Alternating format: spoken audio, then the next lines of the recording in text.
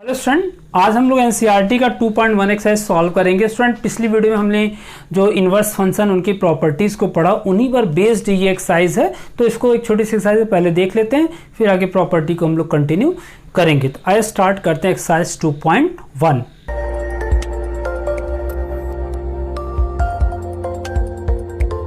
आइए स्टूडेंट शुरू करते हैं 2.1 एक्सरसाइज को।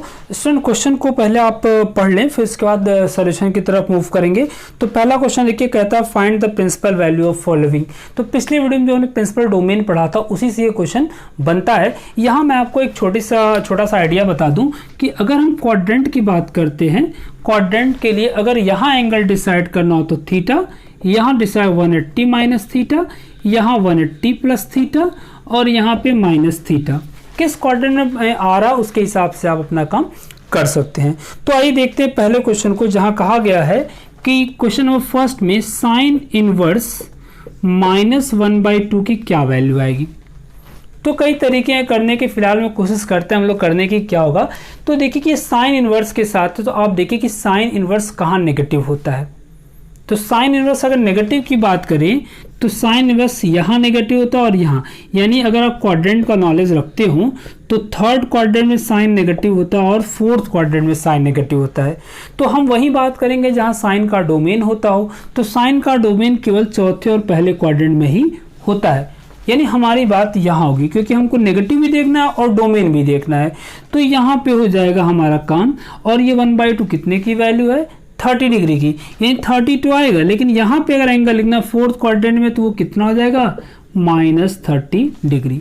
ये काम आपको करना है। एक क्वेश्चन जो सेकंड वाला, उसको भी समझने की कोशिश कीजिए कि cos इनवर्स √3/2। तो ये तो सिंपली पॉजिटिव है, तो इसका कोई, अगर आप सिर्फ इतना जानना है कि √3/2 cos में किसकी वैल्यू है, तो cos 30 की वैल्यू होती है। सीधे सीधे इसका आंसर cos 30 से 30 डिग्री बना लेगा। तो यहाँ आपको ज़्यादा काम ही नहीं करना है, ठीक। इसी तरह के आपके सारे क्वेश्चन दिए पहले से लेकर 10वें तक।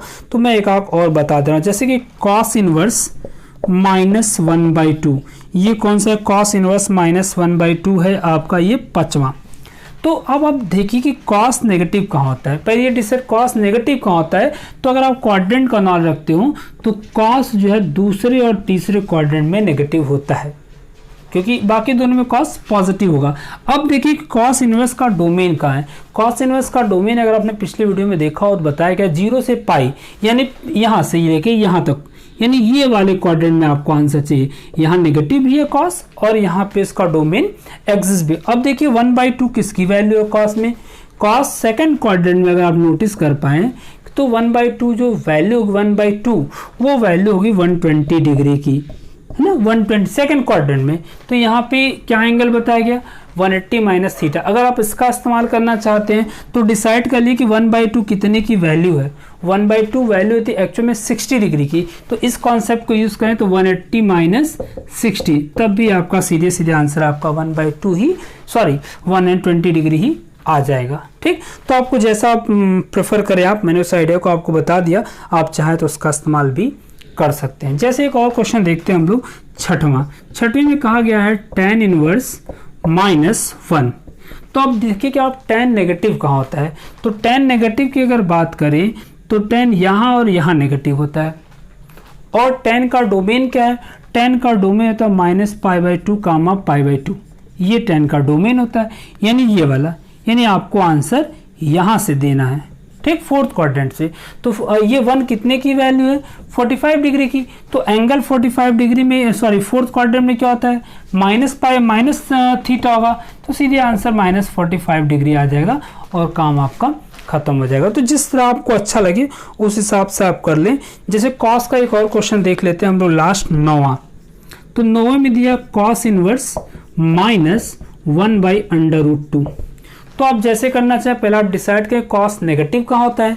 तो cos अगर नेगेटिव की बात की, जैसे मैंने बताया कि cos अगर नेगेटिव होगा तो cos के नेगेटिव होने के लिए हमको जाना होगा या तो सेकंड क्वाड्रेंट में या तो थर्ड क्वाड्रेंट में। और cos का डोमेन क्या होता है? 0 से पाई होता है, यानी आंसर हमको सेकंड क्वाड्रेंट से देना है।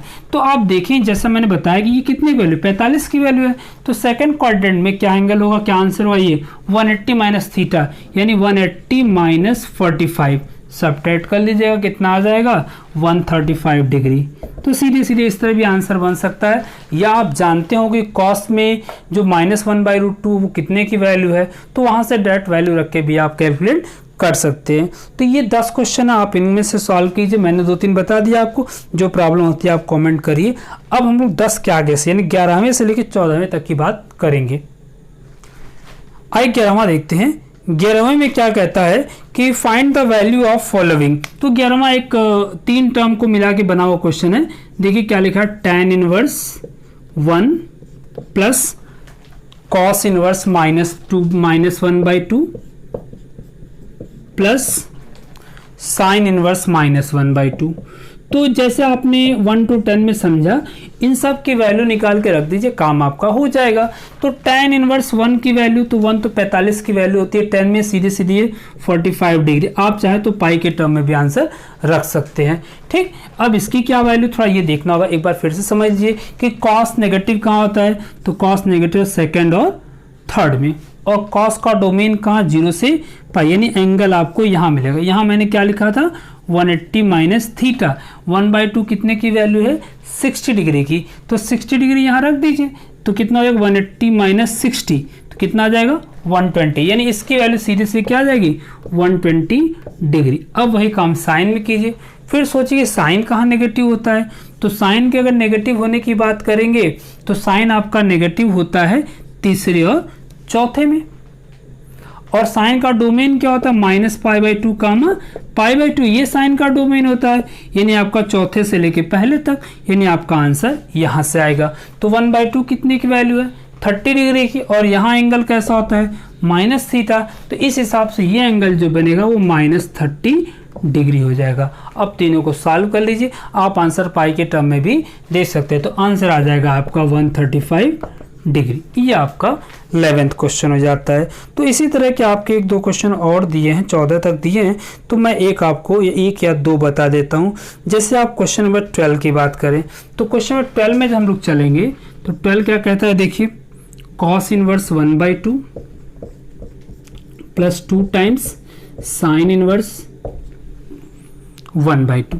तो सिंपली आप दोनों की वैल्यू, यहाँ नेगेटिव का कोई इशू है नहीं, तो cos 1/2, cos में 1/2 कौन होता है 60 डिग्री की, 60 डिग्री को पाई के टर्म में क्या कहते हैं π/3 कहते हैं, प्लस 2 टाइम cos इन साइन इनवर्स 1/2, 1/2 कितने हुए 30 डिग्री की, तो 30 डिग्री क्या कहते हैं π/6 कहते हैं। दोनों को ऐड कर लीजिएगा, दोनों को ऐड करेंगे आपका 2π/3 रिजल्ट आ जाएगा। बस आपको काम इतना ही करना था। ठीक, ये 12वें की बात हो जाती है।